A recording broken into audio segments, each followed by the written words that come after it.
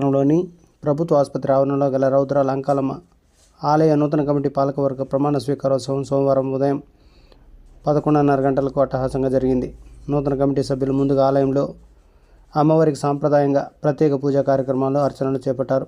అనంతరం ఆర్యవైశ్య కళ్యాణ మండపంలో ఎమ్మెల్యే నల్లారి కిషోర్ కుమార్ రెడ్డి సమక్షంలో ఆలయ నూతన కమిటీ చైర్మన్ రామకృష్ణారెడ్డితో పాటు మరో 11 మంది సభ్యులతో కూడిన పాలకవర్గం ఎమ్మెల్యే నల్లారి కిషోర్ కుమార్ రెడ్డి ఆధ్వర్యంలో ప్రమాణ స్వీకారం చేసి కొలువైంది. ఈ సందర్భంగా టీడీపీ జాతీయ ప్రధాన కార్యదర్శి, పీలేరు నియోజకవర్గ శాసనసభ్యులు నల్లారి కిషోర్ కుమార్ రెడ్డి మాట్లాడుతూ, తెలుగుదేశం పార్టీ కోసం నిరంతరం కృషి చేసే ప్రతి కార్యకర్తకు తెలుగుదేశం పార్టీలో సముచిత స్థానం కల్పిస్తున్నట్లు తెలిపారు. అంతకుముందు ప్రమాణ స్వీకారోత్సవానికి ముఖ్య అతిథిగా హాజరైన ఎమ్మెల్యే నల్లారి కిషోర్ కుమార్ రెడ్డికి ఆలయ పాలక మండలి చైర్మన్ రామకృష్ణారెడ్డితో పాటు సభ్యులు శాలువాలు కప్పి పూలమాలలు వేసి ఘన స్వాగతం పలికారు. ఈ కార్యక్రమంలో టీడీపీ రాజంపేట పార్లమెంట్ అధికార ప్రతినిధి కోటపల్లి బాబురెడ్డి, మండల పార్టీ అధ్యక్షులు వారణా శ్రీకాంత్ రెడ్డి, వ్యవసాయ మార్కెట్ కమిటీ చైర్మన్ పురం రామ్మూర్తి, సింగిల్